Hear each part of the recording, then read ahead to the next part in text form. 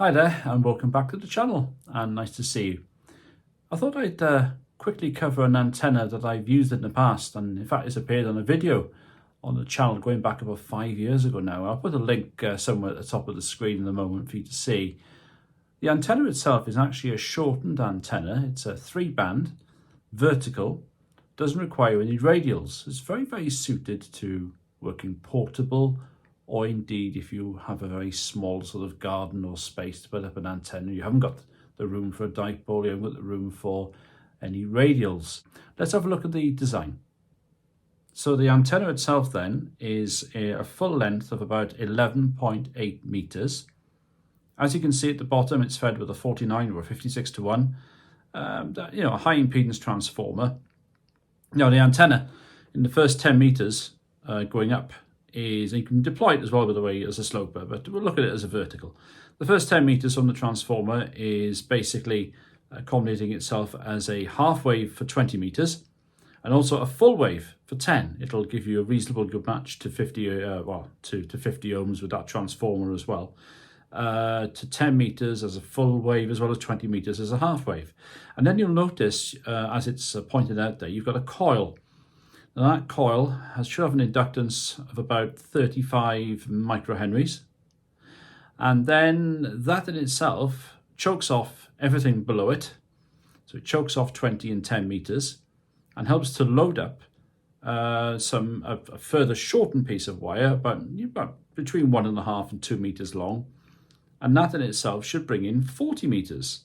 So what you then have is a 3-band antenna. So there we go. The first lower part is what gives you 20 and 10, and the upper part, in accommodation with the coil, will give you 40 meters.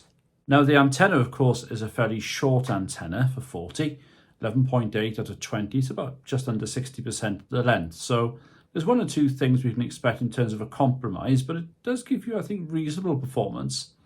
One thing it will be compromised on, as I found as well, and as the modelling itself actually confirms, is you'll have a fairly narrow bandwidth. Any antenna that's shorter than its usual sort of half or quarter wave length will, in some way, if you load it, for example, with a loading coil, it'll present you with a reduced bandwidth. So in this case, we get about 2-to-1 SWR for about 80 to 100 kilohertz. The antenna will give you a good match on SSB, and it can give you a good match on CW or FT8 or the digi portion of the band. Of course, your inbuilt tuner will cope with up to 3-to-1 usually, and it should be able to bring out the rough edges for you on 40 meters and a modest run of coax, especially if you're running portable. If you have a rig with an inbuilt tuner or an external tuner in line, then 3-to-1 isn't going to matter a great deal to you for 40 meters anyway. Now what I've done, I've looked at the antenna on the 3 bands it covers, that's 40, 20 and 10, and we're just going to see now how it compares in terms of being modelled to give us a rough idea of what sort of performance and what sort of usefulness the antenna will give us across the 3 bands. Let's start off looking at 40 meters. So the quarter wave wins out. It's a full size antenna, 33 feet, 10 meters high, and we've modelled this with 80 meters of ground radials on average ground. And we can see that the quarter wave is about 1.5 dB up. Again, both of course omnidirectional being vertical antennas. So again, not exactly being hammered by the ground mounted quarter wave. It's a bit better than our aerial, but within a couple of dB isn't a disaster at the end of the day. So overall, some compromises, but not a massive compromise. If you bear in mind how small the antenna is, how short the antenna is on 40 meters. Now on 20 meters, as we'll see from this pattern, there shouldn't be any difference, and there isn't. The antenna, as we saw from the diagram, is basically a normal full-size end-fed half wave for 20 meters. We're comparing it in this particular diagram here with an end-fed half wave for 20 meters, which wouldn't have the coil or anything else attached to it, and is by all means a very fractional advantage for the end-fed half wave without the loading coil at the top, the choke that stops everything for 40 meters, like our design is. To be honest, there's no real world difference there, so that's fine. Now the compromise, in fact, for this aerial actually, even more so than 40 meters, actually occurs for 10 meters. And let's have a look, because for 10 meters, As we saw from the diagram earlier, this aerial, the bottom part of it, that 10 metre part, is of course a full wave on 10 metres.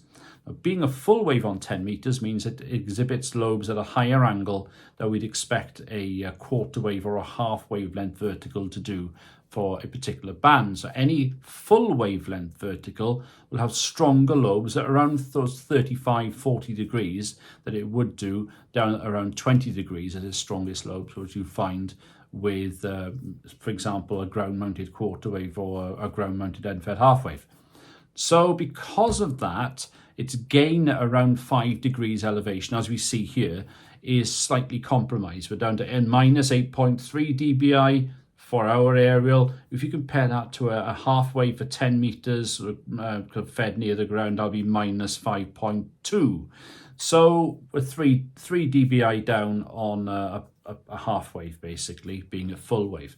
Now, if you put that half wave actually up on the 12-meter poles, you had the feed point 7 meters above the ground. You had that just 5 meters of wire, of course, as a half wave for 10 meters. And I've done a video, I should say, on how to make one of those half waves for 10 meters. I'll put a link up there somewhere for you. But the feed point would be 7 meters above the ground. The top of the antenna would be 12 meters above the ground. And the gain then wouldn't be minus 5.2, it'll be 0. So basically you'll be 8 dB better than this antenna. So I would argue, actually, you'd think being short on 40 meters, that's where the compromise would be. But if you're talking about just purely trying to work some DX and getting some low angle elevation out, actually, if anything, the bigger difference or the bigger compromise is actually on 10 meters. But overall, it's a great antenna to use. It's a fantastic choice if you haven't got any horizontal space to play with. If you want to put something on a fiberglass pole, literally just put it up when you want to use it, take it down when you don't. You've got to feed it with a 49:1 or other sort of high impedance ratio transformer. The one I enjoy using is one made by Colin, MM0OPX, who makes, he doesn't sell them, but he made a few to experiment, and I managed to get hold of one from him. It's a 56:1 transformer. And I'm going to build my own version of one of these short 40-20-10 half waves with a loading coil in the next few weeks and give that a go. And in fact, I do have an idea about how to improve 10 meters with this antenna and get 15 meters into the bargain as well. We'll have to stay tuned for that to see if we can get that done. Thanks for watching. There'll be another video coming up over here somewhere. And if you fancy clicking subscribe, then feel free to do so. We'll see you again for another one. 7-3, and take care.